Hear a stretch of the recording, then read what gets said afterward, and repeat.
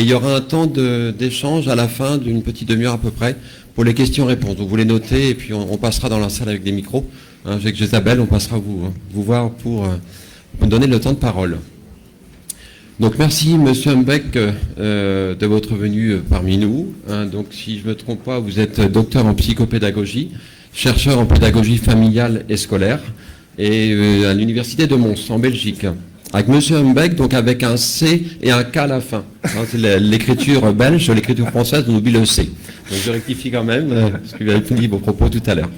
Donc je vais vous laisser le temps de parole, donc sur une petite heure d'intervention, et après on passera au temps d'échange. Merci à vous et à tout à l'heure. Voilà, bonjour à tous et à toutes et merci d'être présents. Alors on va parler de l'avenir, mais si on veut parler de l'avenir en connaissance de cause, il faut un tout petit peu voyager dans le passé. Pour savoir où on va, il faut bien maîtriser d'où on vient en pédagogie. Et quand on parle pédagogie et passé, il faut convoquer la mère de la pédagogie, parce que la pédagogie est une science relativement jeune. Sa mère, c'est la psychologie, et même convoquer la grand-mère, si on veut être sûr de bien comprendre les choses. Et la grand-mère, c'est la philosophie. Et donc, il faut bien se dire qu'en pédagogie, il y a des courants. Il y a des courants dont les parents perçoivent les effets, parfois de manière un peu caricaturale, avec l'idée qu'il faudrait choisir un courant au détriment d'un autre. Le principe en pédagogie, c'est de choisir ce qu'il y a de plus riche dans chaque pédagogie. Éviter à un moment donné de dire « Ah ben là, moi j'ai trouvé ce qui convient absolument pour tous les enfants. » Non, j'ai peut-être trouvé ce qui convient le mieux pour mon enfant. Et la richesse pédagogique, c'est la façon dont on va éviter finalement qu'une méthode pédagogique devienne radicale, exclusive, parce que généralement, les méthodes radicales et exclusives, elles deviennent simplistes. Et ce sont des modèles qui ne tiennent pas compte de la totalité de l'acte d'apprendre. Donc c'est important d'aller voir d'où tout cela vient, et on verra que les antagonismes, ils ne sont pas si profonds qu'on l'imagine.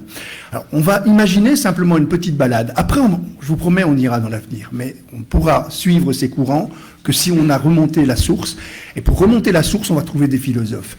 Et vous allez très vite comprendre pourquoi aucune pédagogie n'est parfaite en soi, mais aucune n'est non plus mauvaise en soi, y compris la pédagogie traditionnelle.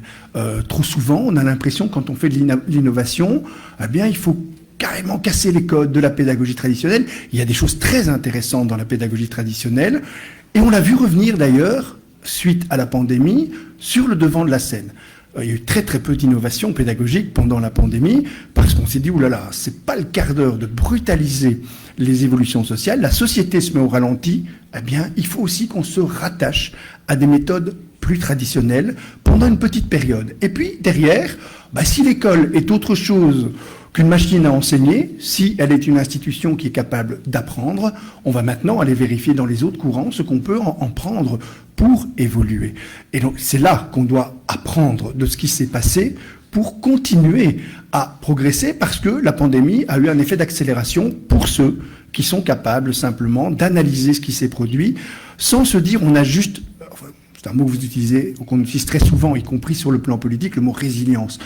C'est un mot qui est galvaudé pour le moment. La résilience, c'est pas résister et continuer comme avant. La résilience, c'est continuer en ayant appris de ce qu'on a vécu pour continuer autrement. Et donc c'est important de démontrer maintenant, avec l'appui évidemment des parents, que l'école peut faire preuve de résilience, c'est-à-dire s'adapter à ce qui s'est produit, apprendre de ce qu'elle a vécu et produire ce que Boris Cyrulnik appelle un néo-développement, c'est-à-dire un développement nouveau. Le moment est celui de l'innovation. C'est pour ça que je me réjouis de voir des salles entières de parents qui se disent « mais on doit participer à cette évolution ». Tous les pédagogues vous le diront, aucune innovation pédagogique ne tient la route si les parents n'en sont pas partenaires. Et donc on doit d'abord mettre en chantier ces innovations pédagogiques fondamentales à partir d'une communauté éducative qui intègre les parents.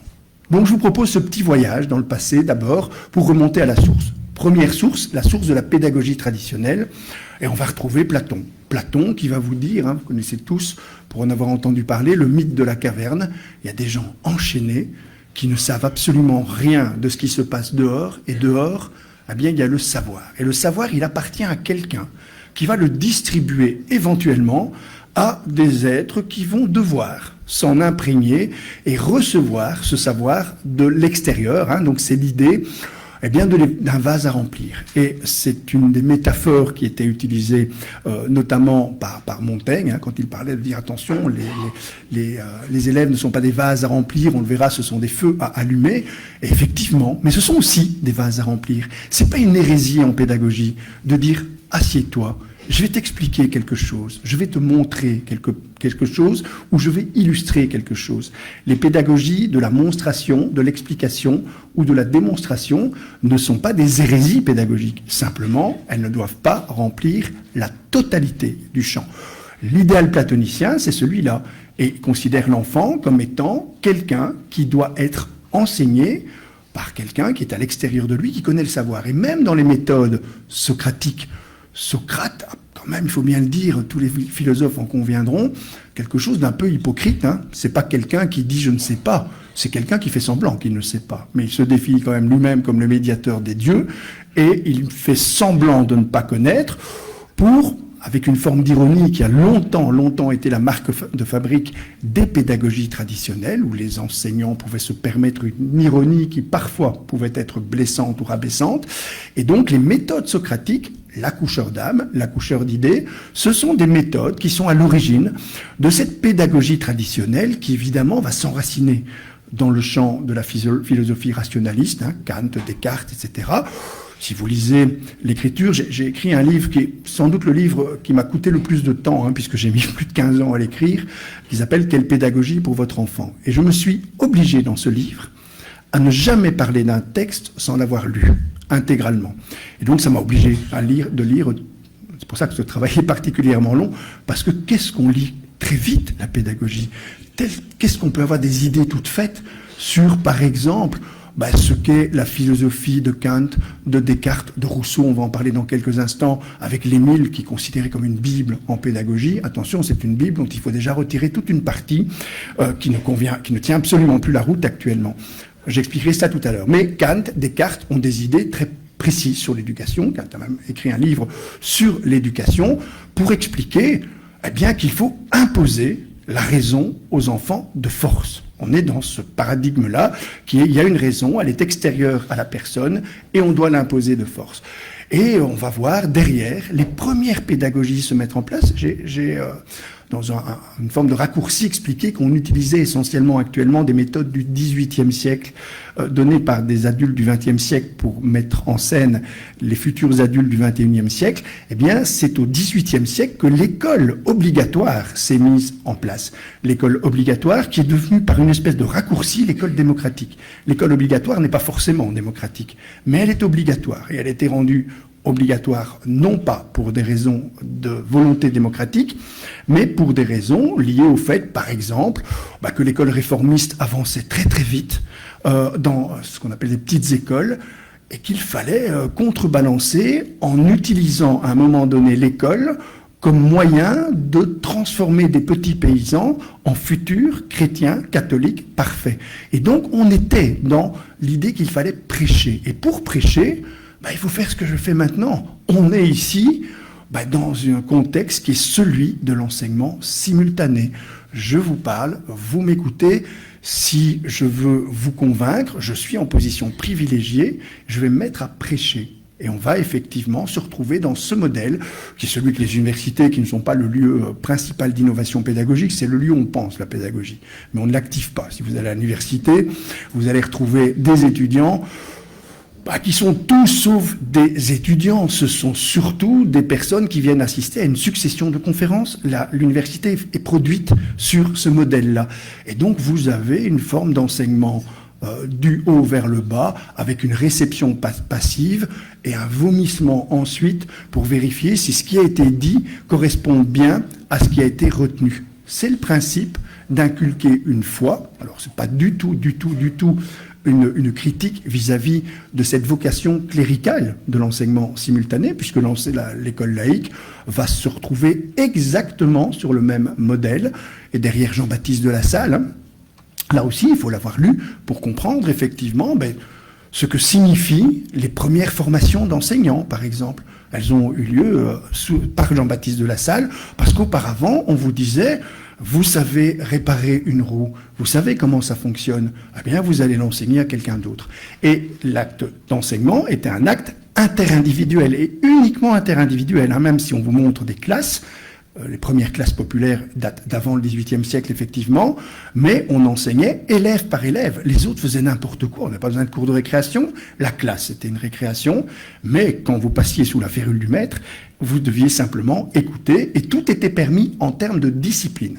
Les premières formations, d'ailleurs, des enseignants ne vous apprenaient pas comment vous allez fabriquer une roue, comment vous allez même transmettre la capacité ou l'aptitude ou la compétence pour fabriquer une roue, mais comment vous allez faire taire tout le monde pour que tout le monde soit en situation passive pendant que vous enseignez. On est donc essentiellement dans l'idée que la formation des maîtres, c'est celle de la formation, l'éducation à la discipline. Comment discipliner l'ensemble.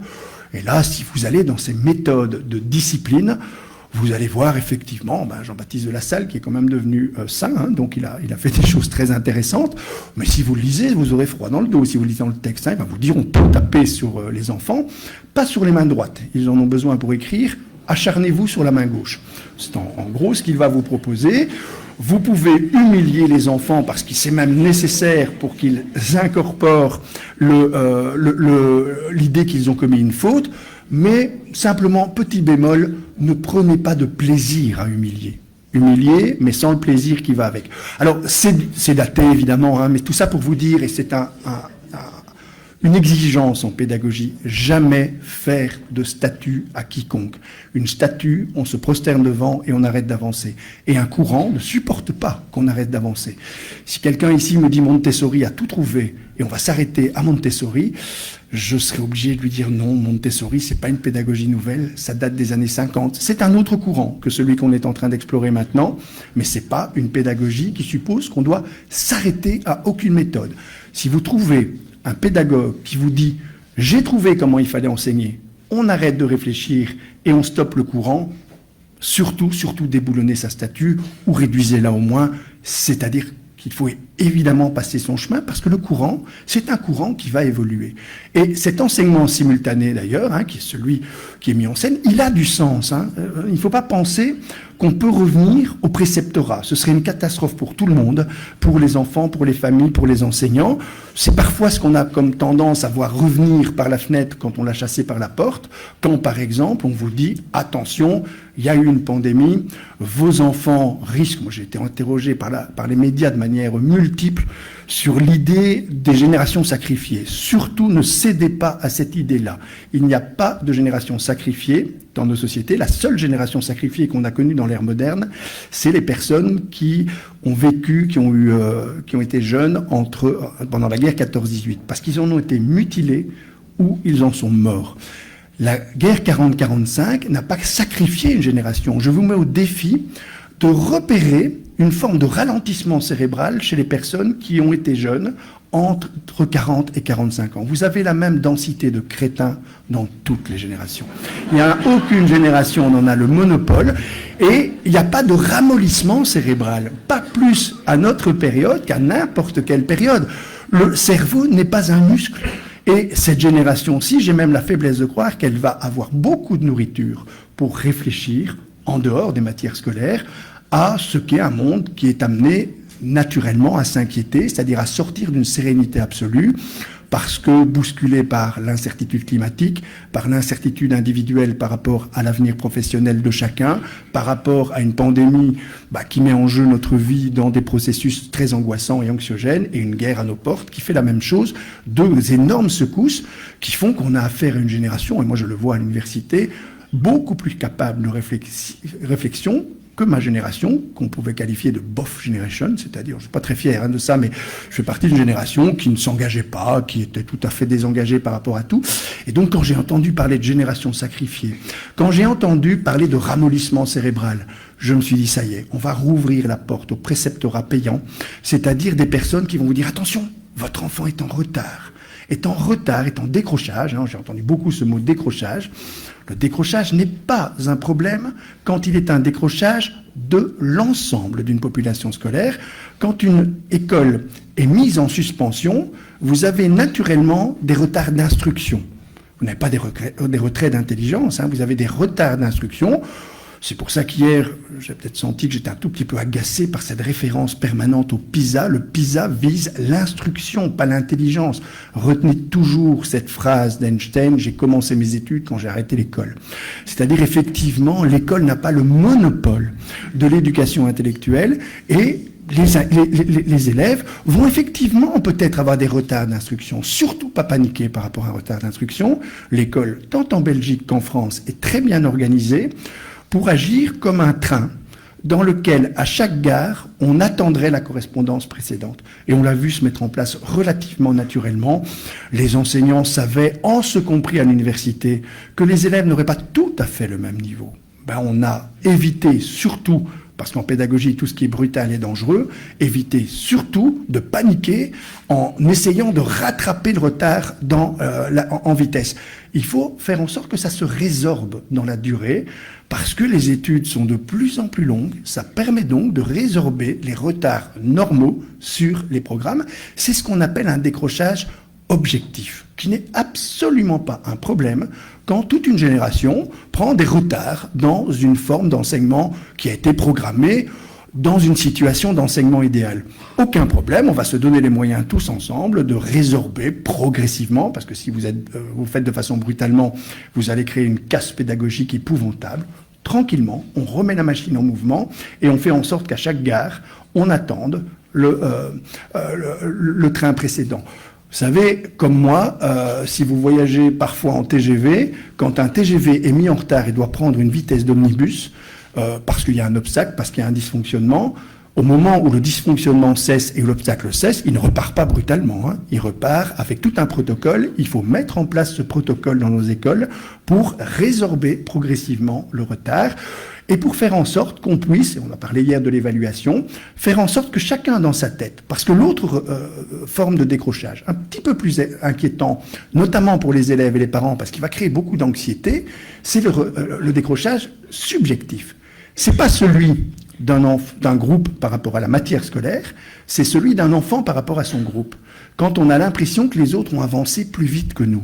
C'est pour ça qu'hier, je me réjouissais d'entendre l'importance que vous accordez à l'évaluation, sans en faire un examen, sans en faire une épreuve, juste une évaluation. C'est-à-dire finalement quelque chose qui a besoin de l'appui des parents, parce que les parents doivent participer à l'évaluation, pas en évaluant leur propre enfant, ils sont très mal placés pour le faire, mais en comprenant ce que signifie l'évaluation. C'est-à-dire une manière qu'on a de faire des bilans de compétences avec toi pour ranger.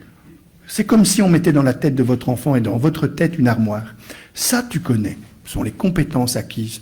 On n'y reviendra pas. On va même pas te donner des exercices. Exercer un enfant à entraîner des compétences acquises, c'est de la perte de temps pour tout le monde. Ça, ce sont des connaissances flottantes. C'est une autre partie de l'armoire sur lesquelles, eh bien, il sera utile de te donner des exercices, parce que tous les modèles pédagogiques, en ce compris celles dont on parlera plus tard, les pédagogies dites actives, vont quand même vous dire qu'il faut créer des automatismes cérébraux. Que si vous ne connaissez pas par cœur vos tables de multiplication, à un moment donné, ça va foirer, et vous allez faire ce qui n'existe que dans la tête des parents, vous allez faire des fautes de distraction. Ça, il y a beaucoup de parents nous disent, quand ils parlent aux enseignants, il connaît, vous savez, mais il fait des fautes de distraction. La faute de distraction n'existe pas. C'est juste une faute ou une erreur qui est liée à une surcharge cognitive. Parce que c'est une compétence qui se trouve dans cette zone flottante qu'on appelle les compétences ou les connaissances en voie d'acquisition. C'est flottant et donc on a besoin de créer des automatismes cérébraux. Si vous n'avez pas votre table de multiplication en tête, vous allez chaque fois devoir recalculer là où les autres font cette économie-là pour pouvoir comprendre la complexité qui avance. Là, la pédagogie traditionnelle met superbement en lumière ces évolutions-là. Le statut de l'erreur, par exemple, dont j'ai parlé hier, est tout à fait compatible avec les méthodes traditionnelles de pédagogie. Mais il faut changer à la lumière, par exemple, de ce que nous apprend la neuropédagogie. La neuropédagogie nous dit qu'il ne peut pas y avoir d'apprentissage sans activité. Mais ce n'est pas du tout au crédit exclusif des pédagogies actives, parce que j'espère que ceux qui sont en face de moi actuellement, eh bien, vous êtes assis, mais actifs dans votre tête. La pédagogie active peut être réalisé de façon assise si on vous invite à réfléchir pour vous approprier les connaissances et en faire quelque chose qui vous est singulier à chacun d'entre vous. Et donc la pédagogie différenciée, par exemple, est une forme de pédagogie assise qui suppose l'activité. Autre mise en évidence de la neuropédagogie, c'est le statut de l'erreur, j'en ai parlé, c'est-à-dire être capable de comprendre ses erreurs, s'autoriser à se tromper, parce que si vous n'osez pas en pédagogie, en éducation, eh bien vous allez perdre toute capacité d'apprendre. Et pour oser apprendre, il faut une estime de soi qui ne soit pas haute, mais résistante à l'échec. C'est-à-dire des cercles vertueux d'estime de soi positive.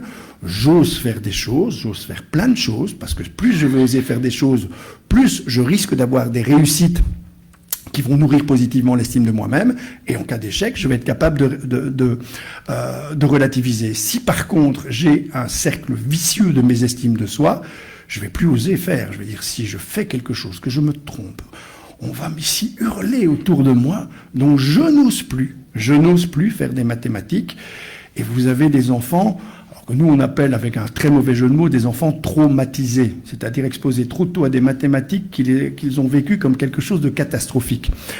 Ça c'est un enfant traumatisé. Il y a sûrement ici des personnes mauvaises en mathématiques. S'il y en a des mauvais en mathématiques, dénoncez-vous. Vous êtes mauvais en mathématiques. Est-ce qu'il y a quand même quelques bons en maths? Allez-y. Vous êtes bon en maths, vous êtes mauvais en mathématiques. Alors, on va déjà prendre ce qu'on fait en neuropédagogie. On va regarder ce qui se passe dans vos cerveaux. Rassurez-vous, on va rien ouvrir, hein, on va vous laisser tout à fait tranquille. On va juste imaginer. Et si je vois votre cerveau et votre cerveau, je ne vais absolument pas voir la moindre différence. La bosse de maths, on l'a cherchée pendant des siècles en pédagogie, elle n'existe pas.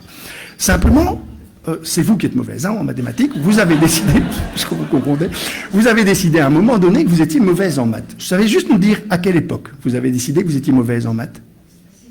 Sixième, c'est un des moments socles, effectivement. Il y a deux socles, hein, c'est-à-dire vers 10-12 ans, au moment de l'apprentissage des opérations logiques.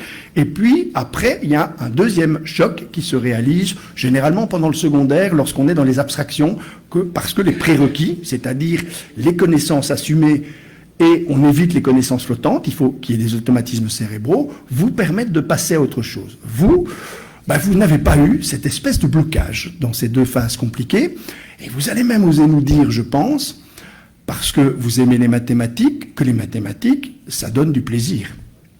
Et vous allez même me dire, mais là, il faudra vraiment pas mal interpréter ce que vous dites, que plus c'est dur, plus c'est bon, hein, en mathématiques. Hein. Alors, c'est un très très mauvais jeu de mots pour simplement vous expliquer que le principe même, effectivement, des mathématiques, c'est que ça donne des bouffées d'endorphines. C'est équivalent, vous savez, le fameux Eureka d'Archimède. C'est, sur le plan biochimique, clairement un orgasme. Hein. Et donc, vous êtes autorisé des tas d'orgasmes que malheureusement, vous êtes refusé très très tôt dans votre développement, simplement parce que vous avez juste, décidé que vous étiez mauvaise en mathématiques. Et c'est pas vous qui décidez seul. Vous décidez avec l'appui de vos parents qui s'énervent pour vous dans les devoirs. On aura, je l'espère, l'occasion d'en parler. Les devoirs, c'est une hérésie pédagogique basée sur un profond malentendu. Et vous avez des parents qui s'énervent en faisant les devoirs avec leurs enfants. Résultat, quand vous êtes face à un parent qui s'énerve, vous avalez de l'anxiété et vous ne cherchez plus. Votre cerveau se bloque, et le cerveau, c'est use it or lose it. Ce que vous n'utilisez pas va se perdre parce que c'est pas myélénisé. Chez vous, vous allez aller de plus en plus vite. C'est une des difficultés qu'on a dans la pédagogie, c'est que, on le sait depuis Kahneman, on a deux cerveaux, en fait, hein, qui fonctionnent. Un système 1, qui nous invite à aller très très vite. Alors, c'est pas un cerveau inutile. Si vous rencontrez un ours avec les crocs dans les Pyrénées, activez votre système 1 dans un premier temps, c'est-à-dire celui qui va vous permettre de réagir de façon instinctive, intuitive, impulsive. Ce sont des mécanismes cognitifs qui sont tout à fait intéressants à activer. Et vous avez aussi, qui coexiste avec ce système 1, un système 2, qui lui vous dit, attention, analyse les choses, argumente, passe par le cortex. Sur le plan émotionnel, ça fonctionne de cette façon-là aussi. Et d'ailleurs, face à l'ours des Pyrénées, si vous commencez à activer le système 2 d'emblée, c'est-à-dire, ah oui, un ours est un plantigrade qui généralement se nourrit de végétaux, mais parfois peut agresser. vous risquez votre vie. Par contre, si vous utilisez uniquement le système 1, c'est-à-dire que vous courez en tournant le droit à l'ours, vous risquez aussi votre vie. Si vous activez le système 1, puis vous enclenchez le système 2, je dois fuir. Mais attention, si tu fuis en regardant l'ours face à face et en marchant progressivement, tout en ne lui tournant pas le dos, tu as plus de chances de survie que si tu cours comme un dératé. C'est ça l'intelligence humaine. C'est pour ça que quand un enfant a appris, et malheureusement dans les devoirs scolaires, il l'apprend très vite, répond vite, rapidement, donne la bonne réponse. Non, donne une réponse réfléchie. Si ta réponse est irréfléchie, on va ensemble activer le système 2. Mais vous êtes des parents, vous savez comme moi, eh bien que le temps, c'est quelque chose de compliqué à gérer.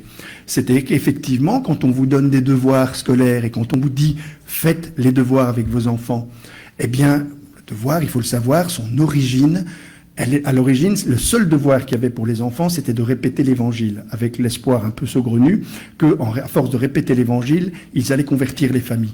Et puis ce devoir est devenu une forme d'obligation qui a été très très peu réfléchie. Tout le monde est insatisfait pour le moment. Qu'est-ce que vous voulez que fasse un enseignant quand un devoir qui lui est revenu est parasité par une intervention d'adulte dont il ne mesure pas la dimension. Il ne sait pas ce qui vient de l'enfant, ce qui vient de l'adulte, ce qui vient d'autre chose. Nous, on a mis en place des devoirs nouvelles formules qui disent, par exemple, les enfants en première, deuxième année ont des devoirs qui doivent durer 12 minutes et 13 secondes. Troisième, quatrième année, 14 minutes et 18 secondes. Alors, je vois déjà des gens qui disent, ce type est fou, c'est pas possible. Vous n'allez pas l'admettre, mais vous me regardez comme si j'étais fou. Mais vous avez raison. Et vous avez raison parce que si, effectivement, on demande à l'enseignant de réfléchir à un devoir qui durerait 12 minutes et 18 secondes, c'est absolument impossible. Ce qui pour vous va durer 12 minutes peut durer 3 heures pour quelqu'un d'autre, et donc ça n'a aucun sens. Donc on a dit objectivement, vous allez faire comme ça. Quel est le rôle d'un parent par rapport au devoir scolaire? Le rôle d'un parent, c'est de mettre son enfant au devoir et de l'intéresser exclusivement à ce devoir, c'est-à-dire de supprimer toutes les autres stimulations. Un enseignant vous dira, un devoir, ça doit être mis en place pour entraîner des compétences acquises. On est donc dans cette zone du cerveau qui entraîne des compétences acquises. Évidemment que ça n'a aucun sens qu'un parent se mette à enseigner des compétences qui sont dans cette partie qu'on n'a pas encore mis en avant de l'armoire, qui sont les compétences non comprises et non acquises. Et donc, on va simplement dire aux parents et aux enseignants, faites un devoir pour lequel quelqu'un qui maîtrise la compétence va mettre une douzaine de minutes. Et on donne un chronomètre aux parents. Et votre rôle, c'est de faire en sorte que votre enfant aille le plus loin possible, pas jusqu'au bout du devoir. Ça, c'est tout à fait une mésinterprétation. Et donc, le parent reçoit un chronomètre, l'enfant est invité à faire ses devoirs pendant 12 minutes, sans s'arrêter, et on vérifie où il est arrivé. Tout le monde y gagne. L'enfant n'est plus soumis un parent qui s'énerve, parce qu'un parent qui s'énerve, vous savez, c'est quelque chose de terrifiant dans le développement d'un enfant. Petite question sous forme de digression, est-ce que vous pensez que les enfants ont peur des sorcières?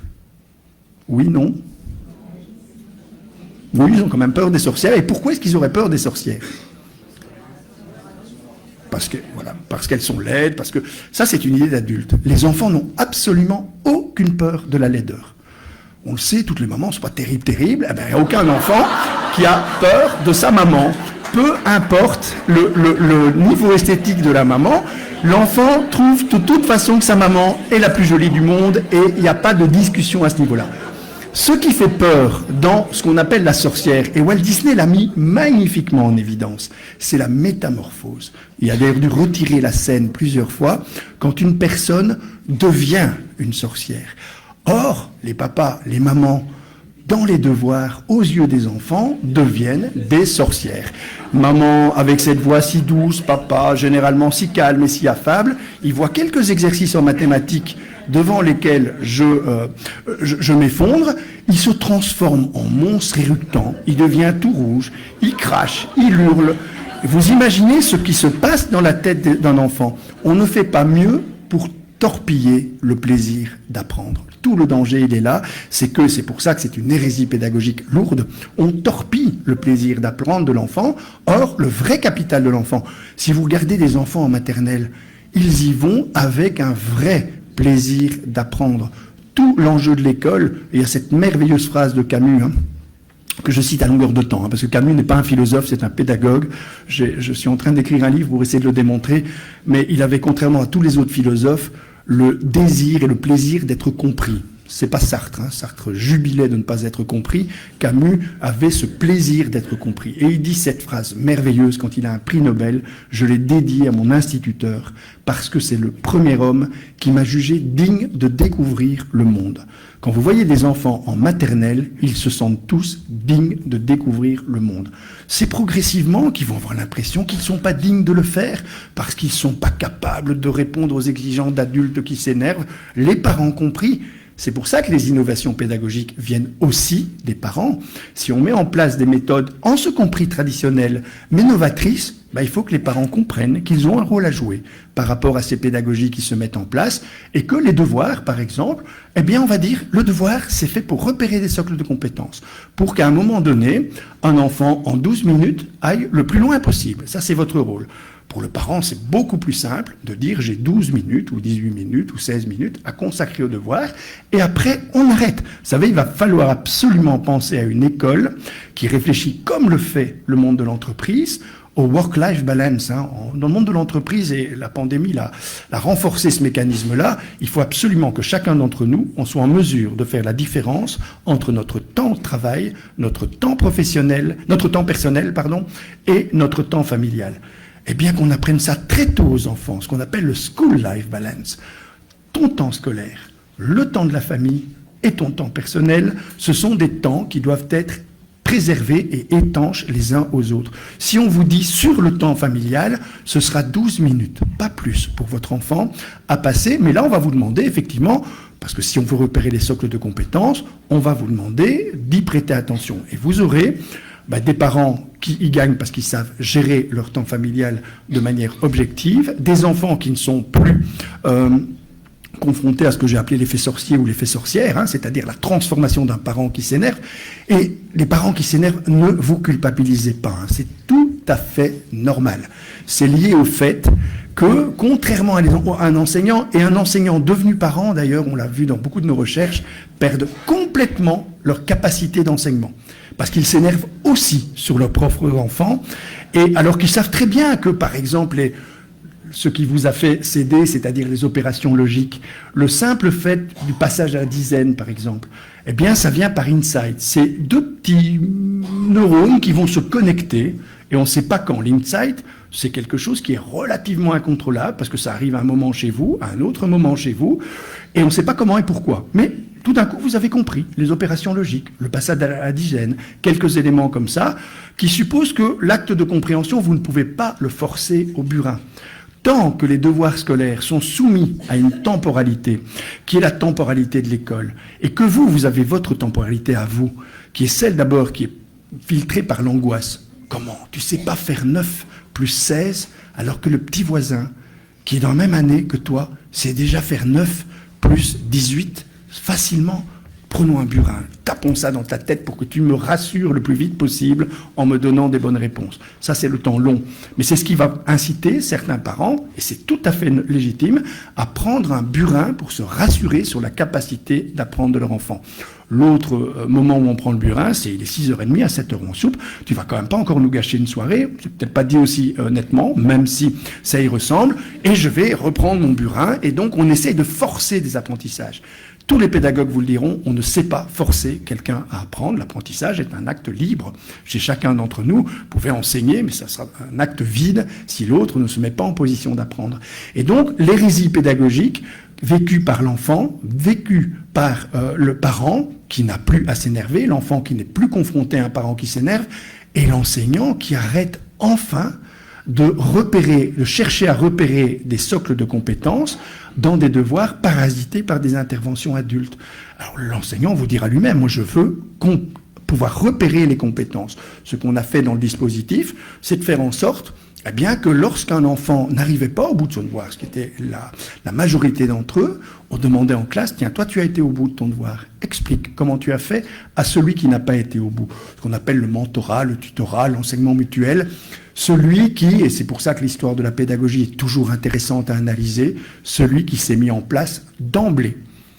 lorsque l'enseignement simultané a commencé à se généraliser, on a vu des initiatives, notamment des pays anglo-saxons, d'enseignement mutuel.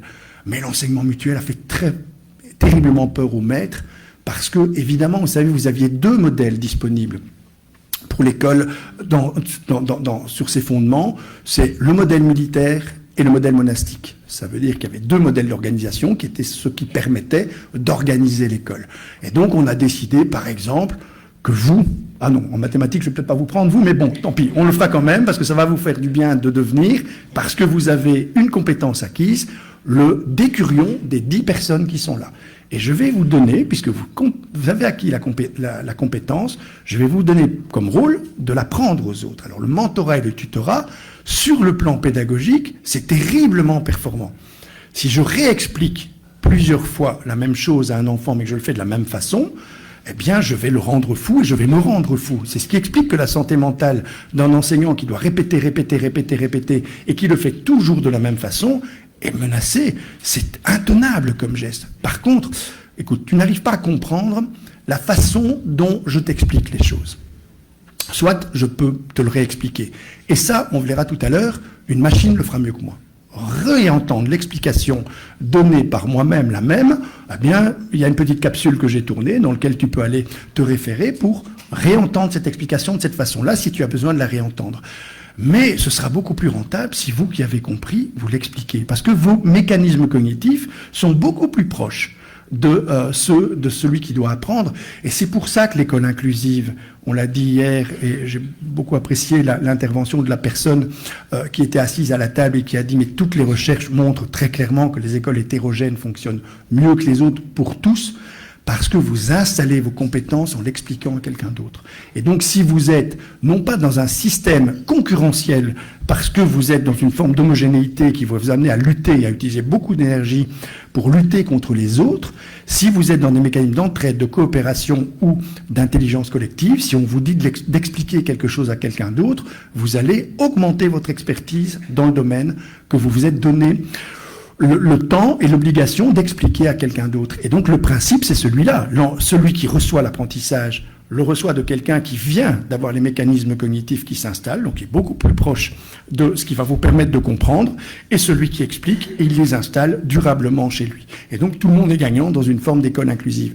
Mais ça suppose cet enseignement mutuel qu'on a vu se mettre en place très tôt dans le développement des écoles. C'était très rapide, mais grosse inquiétude de la part de ce qu'on appelait à l'époque les maîtres de classe, qui se sont dit attention, si lui commence à expliquer les choses un peu différemment, en modifiant un peu un savoir qui ne peut pas bouger. Et c'était vrai pour l'école chrétienne catholique, réformiste, comme pour l'école laïque. Songez que Durkheim, le sociologue, qui était d'abord un pédagogue, c'est-à-dire qu'il avait une chaire de pédagogie à la Sorbonne.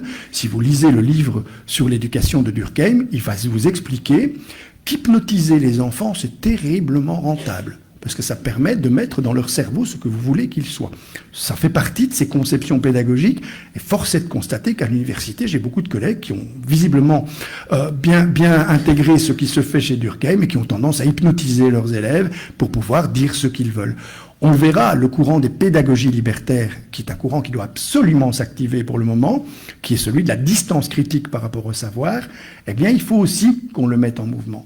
Tout ça pour vous dire qu'une innovation pédagogique n'impose pas de supprimer le courant traditionnel. Le courant traditionnel a donné naissance à la pédagogie de compensation, à la pédagogie de maîtrise, c'est-à-dire qu'il suppose que vous ne passerez pas à une connaissance avant d'avoir maîtrisé celles qui sont des prérequis. Tout ça, c'est très intéressant d'un point de vue pédagogique. Et donc, faire de la pédagogie, on va y revenir maintenant, active en disant tout ça, il faut évacuer, ça n'a aucun sens, c'est évidemment pas une bonne chose. Il y a beaucoup de choses intéressantes, et notamment dans ce qu'on appelle la pédagogie inversée, qui est sans doute en partie l'avenir de l'enseignement, c'est-à-dire surtout pas supprimer la fonction enseignante et leur rôle indispensable dans l'acte d'apprentissage, et ne surtout pas présenter les écrans comme on l'a fait d'une façon désastreuse. Et là, Belgique-France, match nul, pour une fois, on n'est pas battu, ça fait du bien, parce que ça a été mauvais des deux côtés. La façon dont ça a été présenté comme l'enseignement hybride, dans lequel on fait du distanciel et du présentiel. Alors, je n'ai même pas compris comment on pouvait utiliser le vocabulaire de façon aussi inadéquate. Le contraire du présentiel, c'est l'absentiel. C'est pas le distanciel. Le contraire du distanciel, c'est le proximal. Et puis on a dit, on coupe ça en deux, enseignement hybride, une partie distancielle, une partie présentielle. Plus personne ne comprenait rien. Et je vous assure que les enseignants, eux, ils n'étaient ni dans le présentiel, ni dans le distanciel, ils étaient dans le démerdanciel. C'est-à-dire qu'ils devaient trouver des petites solutions comme ils pouvaient. Ça, c'est évidemment catastrophique. On doit pouvoir bien expliquer qu'il y a le présentiel physique. C'est ce qu'on est en train de d'activer ici. Il y a aussi le présentiel numérique. Je suis, je pense, en relation avec des personnes par le fait qu'on me filme, mais je suis présent à l'écran. Et lorsqu'on disait, on a simplement dit aux enseignants, faites en sorte que vos élèves soient connectés, parce que la fracture numérique, c'est juste la connexion de chaque élève avec son école. Ah bien non. Le principe de la fracture numérique suppose que chaque enfant soit présent dans la classe virtuelle. J'ai dit hier, la classe, c'est pas une pièce, c'est le groupe d'enfants qui se rassemblent autour d'un enseignant.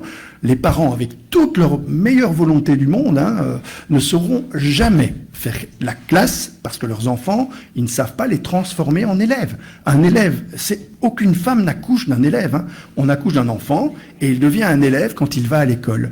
Et donc, dès que vous êtes à l'école, vous êtes en classe, que ce soit sous un arbre, que ce soit dans une forêt, que ce soit sur un espace numérique, parce que la classe virtuelle, c'est vous êtes tous autour de l'enseignant.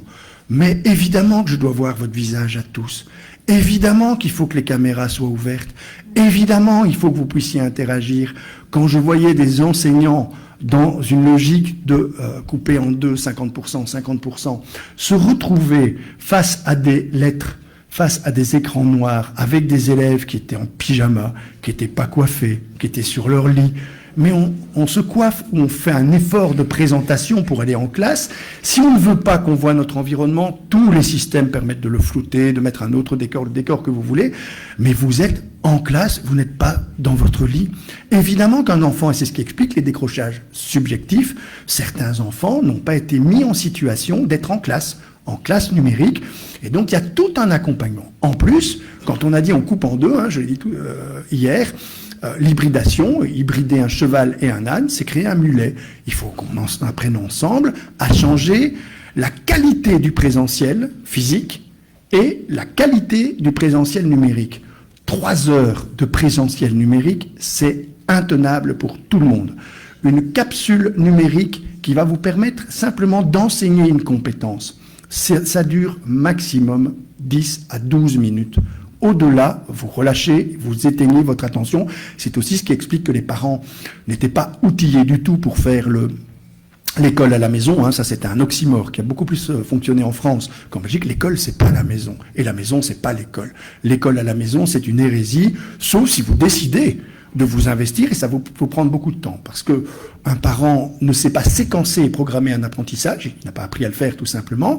Et surtout, moi j'ai eu beaucoup de consultations de parents qui me disaient, mais mon enfant n'arrive pas à se concentrer pendant 3 heures. Alors, je répondais, mais il est juste normal, votre enfant. Et tous les enseignants le savent. Personne ne va demander à quelqu'un de se concentrer pendant plus de quelques minutes, pendant 1 heure. Mais c'est une question de minutes et c'est la mise en scène de soi. Le fait, par exemple, que vous levez votre doigt pour dire attention, que vos sourcils se lèvent, que, regardez, je le fais pourtant, je suis très raide, j'ai un souci de nuque, mais je passe mon temps à essayer de baliser. Je le fais pas volontairement, tous les enseignants le savent, que ce soit à l'université ou en maternelle, on passe son temps, parce qu'il y a une partie du cerveau, la neuropédagogie le montre et la neuroimagerie le montre très bien, il y a une partie du cerveau qui est mobilisée pour que je repère tous les signaux qui me montrent que je peux continuer à parler de cette façon-là. J'en vois 2, voilà. Je vois des personnes comme ça. Si je vois quelqu'un commencer à faire de la trichotillomanie, c'est-à-dire commence à chipoter dans ses cheveux, je me dis, oula, il est temps que je balance une vanne ou que je raconte une anecdote, parce que là, il commence à s'endormir. Et les enseignants, vous savez, c'est un métier, l'enseignement. Je vous assure, vous êtes parent, un enseignant, c'est quelqu'un qui est épuisé après sa journée de classe, parce qu'il a cette partie de cerveau qui est mobilisée, et c'est épuisant de constamment regarder comment l'attention se manifeste. Constamment la relancer quand, sur les points importants, la mise en scène de soi, imaginez que je vous fasse ma conférence en lisant un prompteur, comme on présente un journal télévisé. Je ferai moins de fautes de français. Ceux qui copient exactement ce que je fais vont se rendre compte que le français oral, c'est un français qui n'est pas directement scriptible. Le seul endroit où vous parlez un français scriptible, c'est le journal télévisé, parce que vous faites un français lisible. Vous lisez sur un prompteur. Mais c'est insupportable d'avoir un cours qui est donné de cette manière-là. Et on a nécessairement besoin d'avoir quelqu'un qui vit face à nous. Mais pas dans l'explication qui est donnée. Cette explication qui est donnée, 10-12 minutes, c'est très bien. C'est le maximum qu'on a pour proposer une concentration sur une tâche dans laquelle on va délivrer des compétences. Si vous êtes comme moi j'ai 2 mains gauches. Je suis incapable de bricoler. Mais vraiment, je suis terriblement mauvais. Or, ma chasse d'eau, la semaine passée, ne fonctionnait pas. Je me dis, je vais aller regarder un petit tutoriel pour vérifier comment on répare les chasses d'eau. Je tombe sur un tutoriel de 3/4 d'heure. Après 10 minutes, c'était fini. J'étais aux abonnés absents. J'ai été chercher des tutoriels faits visiblement avec un sens pédagogique suffisant, qui me montrent pendant maximum 10 minutes la compétence et l'explication de la compétence. Ça, c'est un acte pédagogique très bien réalisé, que l'ordinateur fait très bien, la diffusion. Donc que les enseignants sachent qu'ils ne doivent pas enseigner pendant 3 heures en utilisant les écrans, mais par exemple pendant 10 minutes pour distribuer une compétence, et cette compétence, elle va juste être transmise aux élèves de façon numérique. C'est pour ça qu'on parle d'école inversée, parce qu'on va dire, attention, les devoirs, c'est pas aller travailler après sur les compétences qui ont été transmises en classe, c'est les familles vont s'arranger pour que leur enfant, et on est la garantie qu'il ait pris connaissance de la compétence qui va être travaillée en classe. Vous venez en classe, et là, évidemment, la classe est organisée pour qu'on pose des questions par rapport à la compétence qu'on n'a pas été en mesure de comprendre nécessairement complètement seul. On vient en classe et les bancs sont en U. Posez-moi des questions. Ceux qui, effectivement, n'ont pas tout compris dans l'explication que j'ai donnée. Et ceux qui ont compris, vous l'expliquez dans des bancs en îlot. C'est ça les classes qu'on appelle flexibles. C'est-à-dire que ce sont des classes qui ne sont pas... Quand on a parlé de présentiel numérique et de présentiel physique, c'est ça qu'on voulait dire. Attention, changez la qualité du présentiel physique. Que les enfants viennent en classe pour poser des questions et pour s'interroger mutuellement et construire ensemble leur savoir. Vous savez, c'est ce qui fait la différence entre un petit Danois et un petit Français ou un petit Belge. On est là aussi à égalité. Oui, petit Danois sur 10. Faut pas vous imaginer, j'entends beaucoup parler des pédagogies du Nord. Elles sont pas plus performantes à la base et ils ont aussi leur système de faiblesse. Et donc, ils sont eux-mêmes, quand ils ont été en tête du PISA, c'était un peu par accident parce qu'eux-mêmes se demandaient ce qu'ils faisaient là. Parce qu'ils ont beaucoup de difficultés au niveau du PISA à comprendre leur propre méthode. Mais il y a un élément qui a été prépondérant, qui a expliqué, il y en a 2. Il y a un élément qui est celui que, par exemple, au Danemark, vous avez des cours d'empathie, d'emblée. Et ça fait partie du socle de base. Et on doit enseigner l'empathie en classe parce qu'il faut apprendre à travailler les uns avec les autres et que l'intelligence émotionnelle, c'est une intelligence essentielle. Deuxième élément, un petit Danois qui lève son doigt, 8 sur 10 d'entre eux ont le sentiment d'avoir fait quelque chose de positif, d'avoir fait ce qu'on attendait d'eux en classe, c'est-à-dire poser des questions. Vous avez exactement, pour un petit Belge ou un petit Français, l'inverse. 8 sur 10 a l'impression de s'être mis en position de faiblesse en posant une question parce qu'il a démontré qu'il ne connaissait pas les choses. Alors vous imaginez un enfant qui se retrouve en classe et qui se retrouve face à une classe dans lequel on est déjà passé à la fraction, alors que lui, il n'a pas compris le principe de la division. Il lève son doigt, il faut beaucoup de courage pour le faire, et l'enseignant et la plupart ont appris la patience, répètent l'explication en percevant tout à fait que l'enfant n'a pas compris le principe de la division, mais il explique quand même. Toute la classe s'ennuie un peu et laisse effectivement une fois passer les choses. Et puis l'enfant n'a toujours pas compris. L'explication lui a été redonnée à peu près de la même façon, mais il n'a toujours pas compris. Vous imaginez qu'il repose la question. Là, il va voir apparaître beaucoup de micro-signaux d'agacement de la part de l'enseignant, et au niveau de la classe, ça va être encore plus dur à vivre pour lui. Si par contre vous avez des capsules, et dans lesquelles on dit à l'enfant, va revoir la capsule et après tu viens m'interroger sur ce que tu n'as toujours pas compris par rapport à l'explication que je t'ai redonnée sur cette capsule.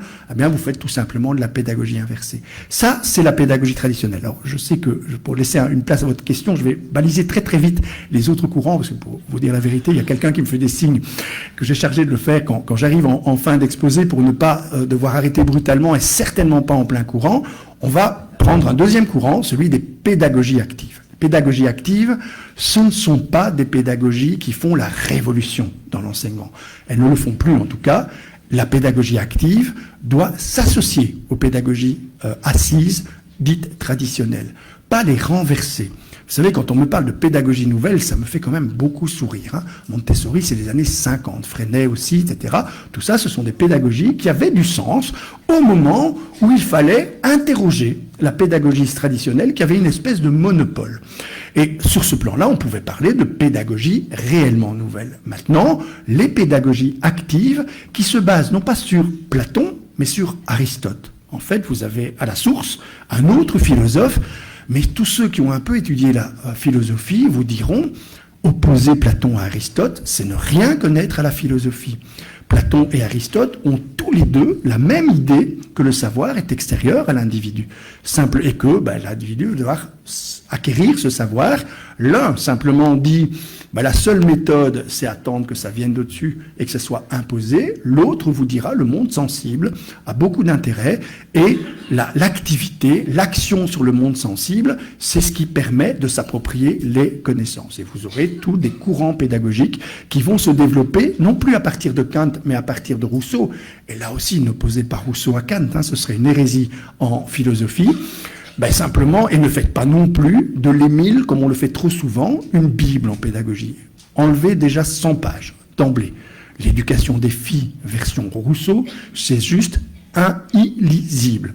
Et tous ceux qui vous font de l'Émile une Bible, soit ne l'ont pas lu, soit spéculent sur le fait que vous ne l'avez pas lu. Si vous le lisez, vous allez tout de suite dire, mais c'est pas possible de dire, par exemple, que l'éducation des filles, ça sert uniquement à se mettre au service des garçons, parce qu'on ne leur apprend que ça. Et toutes les 100 dernières pages, et ne pensez pas que c'est daté, que c'est parce que c'est à l'époque. Déjà à l'époque, les opposants à Rousseau disaient, mais c'est pas possible d'avoir une vision aussi étriquée de ce qu'est la femme. La sensiblerie, c'est un coup de vent dans le cerveau des femmes pour en chasser toutes les idées. C'est pas moi qui dis ça, c'est Rousseau. Quand on entend le retour de cette nouvelle pathologie ou la sociopathie qu'on appelle l'hypersensibilité, ça ressemble à ça. Surtout, ne laissez personne vous traiter d'hypersensible ou traiter vos enfants d'hypersensibles. C'est juste un excès de stimulation de l'environnement. Et c'est l'environnement qui est problématique. Ce n'est pas la personne qui reçoit effectivement des émotions. On le voit, les émotions maintenant pénétrées dans le cœur des écoles de façon à ce qu'elles y trouvent leur place. C'est aussi, et ça c'est un quatrième courant qui est celui des pédagogies spiritualistes qui vont dire, mais attention, les enfants sont aussi des réceptacles d'émotions. Vous allez constater que maintenant l'école prend en charge les émotions, il y a beaucoup d'activités qui le font. Mais sur le plan de la pédagogie active, ce courant, Rousseau, qui est devenu un pédagogue dont vous avez peut-être entendu parler, mais là aussi, lisez-le dans le texte, parce que Pestalozzi, c'est vraiment le maître de l'école inclusive. C'est celui qui a réellement dit, attention, tous les enfants sont éducables. Ce principe que Philippe Mérieux met en avant en permanence avec beaucoup de pertinence, l'éducabilité de l'enfant. Ce principe fondamental qui, en France, est parfois menacé par un mot que je déteste pour ma part, et vous pouvez, tant que vous voulez, me traiter de pédagogiste, je vais assumer. Le pédagogisme, cette forme de dégagisme des pédagogues qui dit attention, il faut conserver une excellence, et l'excellence, c'est nécessairement le repli de ceux qui sont les plus faibles. Non, une école de l'excellence, c'est une école qui vise l'excellence pour elle-même, c'est-à-dire qui intègre l'ensemble de la population des élèves. Ça, c'est l'éducabilité. Ça, c'est Pestalozzi. Mais Pestalozzi, de nouveau, pas de statut pour personne, ni pour Montessori, ni pour personne. Pestalozzi, c'est quand même l'histoire de gros foirages pédagogiques. Toutes ces écoles ont fermé les unes derrière les autres, parce que quand vous dites tous les enfants sont éducables, que vous en faites juste un principe, mais que vous décidez, parce que Pestalozzi était un grand admirateur de Rousseau, au point d'avoir son gamin qui s'appelait Gaspard, il l'avait appelé Jean-Jacques en fait. Et vous savez, les pédagogues avec leurs enfants, quand vous voulez comprendre un pédagogue, il faut lire son courrier, il faut voir sa vie, et son courrier est édifiant par rapport à ça. Il a rendu son fils complètement fou, il faut le savoir, hein, parce que son fils, il était censé croître naturellement. C'est le problème des pédagogies actives quand elles sont orientées derrière l'idée qu'on doit laisser croître et ne rien faire. Et Pestalozzi disait, mais il apprendra naturellement à lire et écrire. 12 ans, 13 ans, 14 ans. Gaspard ne sait pas lire une ligne. Pestalozzi l'écrit à ses amis, il ne le lit jamais dans ses bouquins, mais l'écrit à ses amis. Ouais, j'ai peut-être bon en théorie, mais en la pratique, j'ai quand même un 0 pointé. Et Madame Pestalozzi, dont on parle très très peu, voit ce grand foirage. Mais elle a un petit peu peur de son mari, donc elle donne des cours à Gaspard en catimini. C'est ça un biais méthodologique. Elle donne des cours à Gaspard de français, d'orthographe, et Gaspard fait des petits progrès. Et si vous regardez le courrier de Pestalozzi, qui n'est absolument pas au courant de ce que fait sa femme, voilà, miracle. Miracle, c'est le mot que vous retrouvez le plus chez Montessori, chez Céline Alvarez ou chez Pestalozzi. Ce sont des mots qui laisseraient penser que les choses peuvent arriver de manière miraculeuse. Ça n'est pas vrai en pédagogie. Là, c'était la femme de Pestalozzi, qui d'ailleurs a très vite abandonné parce que ce résultat était trop insignifiant. Et donc, vous avez juste Pestalozzi qui écrit à ses amis, miracle, mes méthodes fonctionnent, et Gaspard arrive à lire et écrire spontanément. Puis Madame Pestalozzi, découragée, arrête. Et puis là, Pestalozzi, les efforts, le miracle n'a pas duré parce que Gaspard est devenu complètement fou. Et c'est ce qui s'est produit. C'est ça le principe d'une méthode radicale. La pédagogie active n'est pas là pour chasser la pédagogie traditionnelle, elle est là pour l'accompagner dans son développement et pour l'interroger. Et il y a un courant pédagogique que je vais juste citer parce que pour laisser une place à vos questions, je ne vais pas le développer complètement. Celui-là, il est très important. En France comme en Belgique, il vient d'un troisième philosophe, c'est Diogène. C'est Diogène, celui qui était dans son tonneau, qui disait « Attention, les savoirs doivent toujours être interrogés. Il ne faut pas les recevoir, si vous voulez, le vase à remplir, le feu à allumer de la pédagogie active, mais avec Diogène, on parle de lanterne à éclairer. C'est-à-dire qu'il faut toujours qu'on soit critique par rapport au savoir qu'on nous transmet, et dans nos sociétés, c'est encore plus vrai. Ça veut dire que ces pédagogies libertaires qu'il y a non plus, n'ont pas pour fonction de chasser les pédagogies alternatives, les pédagogies actives ou les pédagogies traditionnelles, mais de mettre des moments dans lesquels on donne aux enseignants l'aptitude simplement à interpeller les savoirs. Moi, je le fais de façon systématique dans mes cours à l'université. Vous savez, quand on donne cours à l'université, avant, on avait des filles et des garçons. Maintenant, on a des Apple et des non-Apple. C'est-à-dire, en gros, tout le monde a son ordinateur et ils sont tous en train de faire parfois probablement tout à fait autre chose que ce qu'ils sont censés faire. Je suis sûr qu'il y en a qui sont sur des réseaux sociaux, il y en a qui ont... Alors, certains de mes collègues disent « Oh, c'est épouvantable, ils ne nous écoutent pas, ils sont en train de faire autre chose. » Retour papier-crayon. Attention, toujours se méfier des retours qui balayeraient l'ensemble des progressions.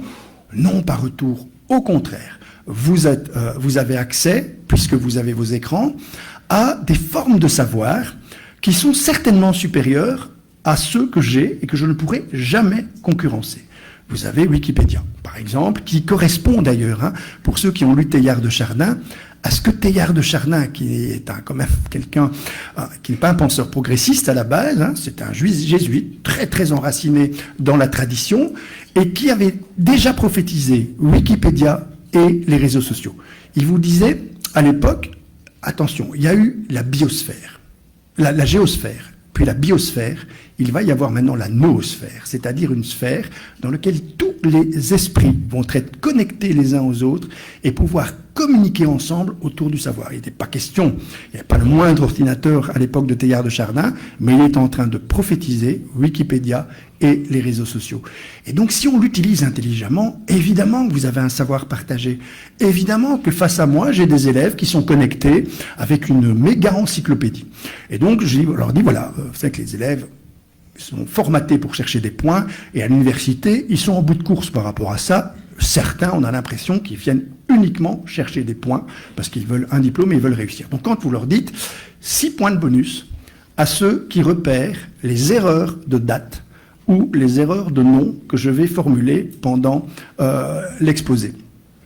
Et alors évidemment, ils sont tous, mais vous sur Wikipédia, dès que je fais une erreur, ben vous me le dites, 6 points de bonus. Ils sont tous en train de suivre mon cours, non pas parce que c'est intéressant, mais essentiellement parce qu'ils vont essayer de me piéger.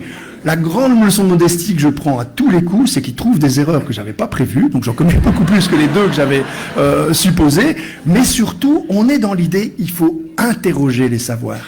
Et puis la démarche suivante, c'est que vous devrez interroger Wikipédia, qui lui-même a un savoir qui gagne à être critiqué. La distance critique par rapport au savoir, je n'ai plus beaucoup de temps, parce que si je veux laisser du temps, parce que je vous avais demandé de m'arrêter, donc vous le faites depuis un petit temps, mais je continue à parler, donc ici je m'arrête, mais je pourrais vous expliquer comment on le fait depuis les maternelles. Simplement faire en sorte que l'enfant sache que madame n'a pas toujours raison, et que parfois elle peut se tromper, et que donc on doit toujours interroger les savoirs, parce que ce qui est important, ce n'est pas la personne qui parle et qui ferait autorité, mais c'est le savoir qui lui-même, une fois qu'il est interrogé, doit s'associer à un ensemble d'informations qui finissent par former ensemble des connaissances, et des connaissances articulées, qui laissent la place permanente au doute. L'ennemi de la vérité, c'est pas l'erreur, c'est la conviction. Et en pédagogie, c'est sans doute beaucoup plus vrai que partout ailleurs. Merci en tout cas pour votre attention.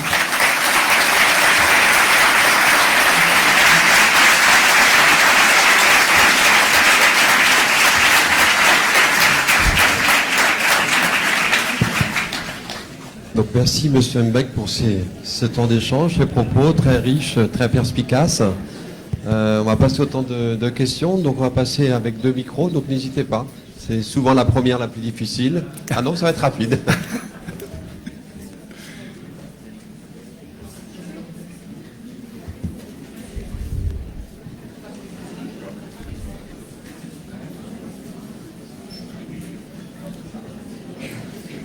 Bonjour. Bonjour.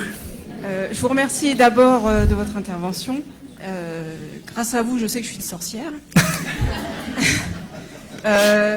Non, sérieusement, vous aviez parlé de mentorat et de tutorat. Pourquoi notre enfant, sortant de l'école, a entendu une méthode d'apprentissage? Nous, on lui explique une autre méthode et il ne comprend toujours pas.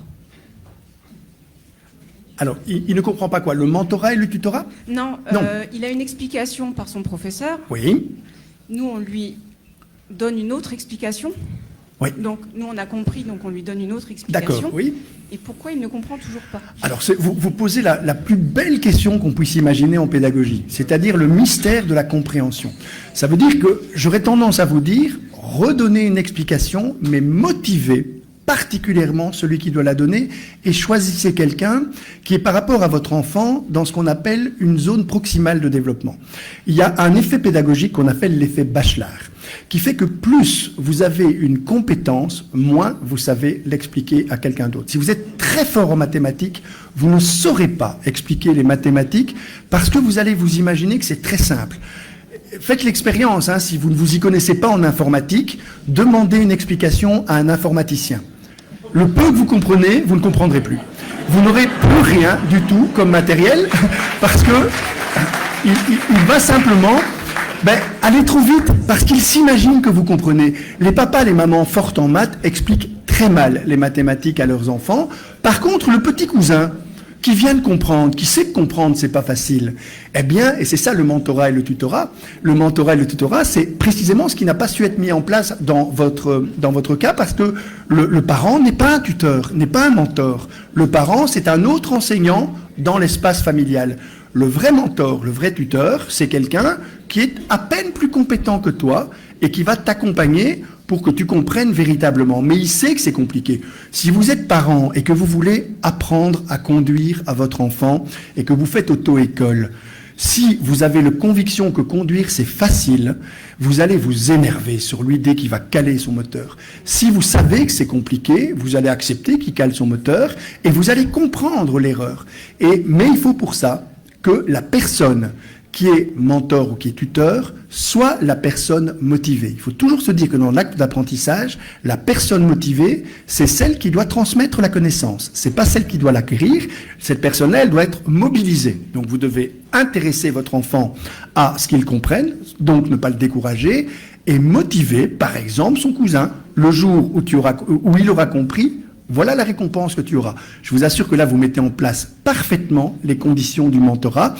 Ça ne s'improvise pas, le mentorat, hein. Il faut que celui qui est chargé de distribuer la connaissance soit suffisamment motivé pour le faire. Et donc, c'est de cette manière-là, je pense que vous arriverez à contourner les difficultés à laquelle est confronté votre enfant, qui se trouve exposé à des personnes qui maîtrisent trop le savoir, qui pour lui est incompréhensible. Résultat, la seule chose qui devient incompréhensible pour vous, c'est le fait qu'il ne comprend pas. Merci beaucoup.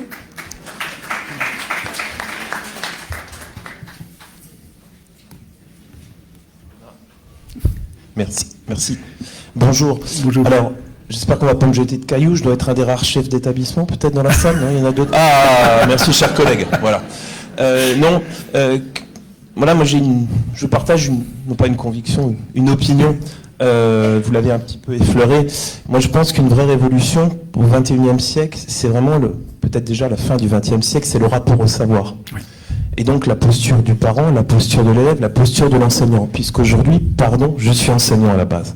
Nous ne sommes plus la source unique, absolue, évangélique, pardon mon Seigneur, du savoir.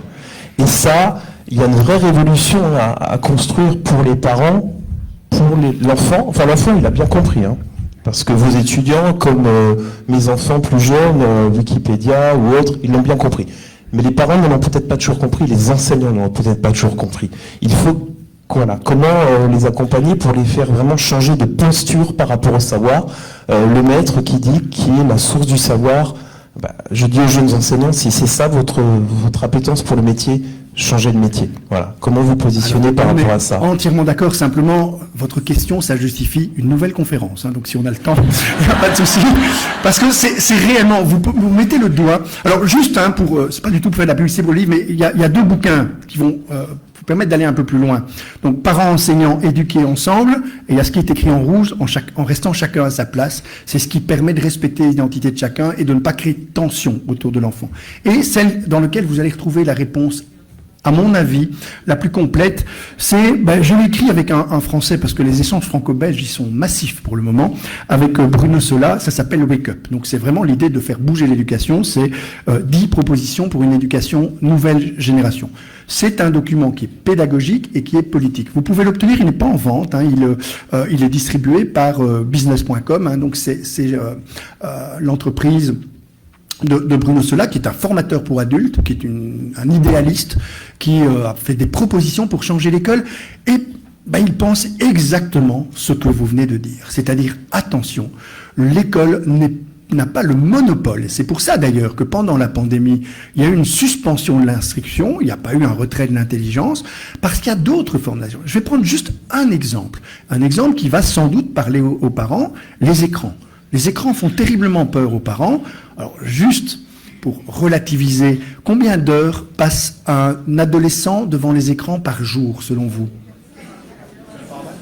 4 heures, 3 heures. On va tourner autour des 4 heures. Combien d'heures passe un adulte de plus de 50 ans devant les écrans? Plus. 5 heures. C'est-à-dire que, mais simplement, on change d'écran. C'est-à-dire que nous regardons la télé au-dessus de 50 ans, là où eux regardent des écrans individuels. Ça veut dire qu'il va falloir aussi faire en sorte que tout le monde comprenne. Alors, la scène la plus cocasse, c'est l'adulte devant sa télévision qui dit « mais qu'est-ce qu'il est fou tout le temps devant ses écrans ?» et lui-même est devant un écran. C'est juste un rapport différent parce que la télévision est un écran collectif. Et Costa Gavras le disait tellement mieux que moi, il disait « attention, moi j'ai pas fait mes films pour qu'on les regarde individuellement, mais pour qu'on les regarde collectivement ». Donc le rôle des parents, c'est de faire de ces écrans, mais les adolescents entre le fond, des espaces collectifs. Quand on fait de la ludopédagogie, vous pouvez jouer aux écrans, mais jamais à moins que 3. Vous avez des bancs avec 3, et l'écran interactif, c'est pas l'écran qui interagit avec vous, c'est 3 enfants, 3 adolescents qui interagissent en jouant avec le même écran. Et je vais utiliser ce que vous exprimez par rapport au savoir. Le savoir n'appartient plus qu'à l'école, il appartient aussi aux jeux vidéo. Si vous jouez à un jeu comme Assassin's Creed, par exemple, Assassin's Creed, alors je vois des mots dubitatifs, parce qu'on se dit, mais Assassin's Creed, mais c'est un jeu épouvantable. Eh bien, si vous jouez à ce jeu-là, vous allez pouvoir, et moi je prescris très souvent en consultation, des jeux vidéo, pas aux adolescents, ils les consomment déjà eux-mêmes, aux parents. Et les parents, après, me disent « c'est difficile, je n'en sors pas », parce que c'est vrai qu'il faut beaucoup de compétences. Si vous jouez à Call of Duty, vous stimulez votre intelligence procédurale, analytique et stratégique. Si sur votre CV, vous notez « je dispose d'une intelligence procédurale, analytique et stratégique dont votre entreprise aura grandement besoin », ça a plus de gueule que je joue à Call of Duty, mais c'est la même chose. Et donc, tout ça pour vous dire, mais l'enfant ne perd pas son temps. Et Assassin's Creed, par exemple, Assassin's Creed, ça va vous permettre de discuter avec les personnages dont on a parlé, Platon, Aristote. Vous allez comprendre, et pour un Belge, c'est fondamental, que Léonidas, c'est pas une boîte de pralines. Léonidas, c'est quelqu'un qui effectivement était à la tête d'une civilisation tout aussi intéressante que la civilisation athénienne, mais c'était Sparte qui n'a pas pris le temps de bâtir des monuments, et donc on a l'impression que cette civilisation ne valait rien. Tout ça, vous allez l'apprendre dans Assassin's Creed, parce que vous allez parcourir ces territoires, et les concepteurs d'Assassin's Creed, on l'oublie très souvent, ce sont évidemment des personnes qui sont capables de faire des jeux vidéo, mais ce sont aussi les personnes qui travaillent dans la revue Historia. Et donc vous avez un jeu vidéo de grande qualité. Ils ont sorti un livre qui s'appelle 2000 ans d'histoire, qui est basé uniquement sur le jeu vidéo, simplement pour aménager des connaissances, rectifier celles qui sont des raccourcis, parce que dans un jeu vidéo, évidemment, on fait des raccourcis. Le prof d'histoire qui va utiliser Assassin's Creed. Le parent, vous savez, quand je reçois des adolescents, généralement, ils sont contents de venir en consultation, parce que quand on me dit crise d'adolescent, je sais ce que je vais avoir quand j'ouvre ma porte. Hein. Un adolescent un peu goguenard qui se demande ce qu'il fout là. Entouré de deux adultes qui, eux, sont clairement en crise. Hein. Les parents qui se demandent ce qu'ils vont faire de lui. La crise d'adolescence, c'est pas celle de l'adolescent, c'est celle de ceux qui entourent l'adolescent. Et donc, on vient généralement me voir pour des phobies scolaires, pour des retards, pour des inquiétudes parentales, avec des enfants qui sont trop devant les écrans, qui jouent trop aux jeux vidéo. Ils s'attendent à ce que j'aille dans le même sens que les parents en disant « oui, c'est vrai, tu dois réguler ». Non, il faudra autoréguler, et ça, ce serait une autre conférence, vous expliquer comment, mais il faut autoréguler le rapport aux écrans. Mais surtout, quand vous avez des enfants qui ressortent de mon bureau en allant à la FNAC parce que les parents vont acheter soit le bouquin Assassin's Creed, soit d'autres jeux vidéo en disant « tiens, finalement, c'est intéressant », là, vous avez un adolescent qui risque de revenir vous voir hein, en cas de difficulté. Parce que vous lui permettez une sortie de crise par le haut. Tout ça pour vous dire, et pour surenchérir ce que vous dites, c'est qu'il y a des techniques, et il y en a une qui est essentielle dans nos sociétés, c'est d'arriver à une maturité numérique suffisante pour que les adolescents comprennent les écrans, que leurs parents comprennent les écrans, et que les écrans ne fassent plus écran aux relations que l'on a les uns avec les autres. Parce qu'on comprend mieux, tout simplement. Et je pense que c'est valable aussi pour certains de vos enseignants, eh bien, qui ne comprennent pas toujours le monde adolescent. Je déborde de votre question, mais on a affaire à une génération passionnante, mais vraiment passionnante. Et il faut absolument, et si vous ne devez retenir que ça de cette conférence, la planète adolescente, comme celle de l'enfance, mais la planète adolescente, une planète encore plus étrange, elle ne peut pas s'envahir comme des conquérants. C'est-à-dire, voilà comment vous allez devoir vous comporter. Elle s'explore comme des ethnologues. C'est-à-dire, avec beaucoup d'humilité, en essayant de demander, mais qu'est-ce qui t'intéresse ? Comment ça se fait que Fortnite t'intéresse à ce point ? Et vous allez constater, eh bien, qu'on a affaire à une génération terriblement intéressante. Terriblement intéressante parce que contrairement aux générations antérieures, et notamment à la mienne, c'est une génération qui était capable de s'engager. Elle était dans la rue avant qu'on lui demande de se reconfiner, en train de réclamer un monde meilleur. C'est quand même plutôt quelque chose de positif. Et puis on constate que depuis la pandémie, ce réengagement est difficile. Ils ont vécu une forme d'émoussement affectif, un engourdissement psychique, et on a pu étudier le phénomène qui se manifeste maintenant et qu'on perçoit de manière massive, c'est que cette génération ne s'engage qu'à la condition qu'elle se sente considérée pour ce qu'elle est individuellement. Contrairement à la génération de mai 68, par exemple, qui s'est engagée spontanément, on a besoin maintenant d'une considération individuelle, d'une reconnaissance individuelle pour pouvoir s'engager collectivement.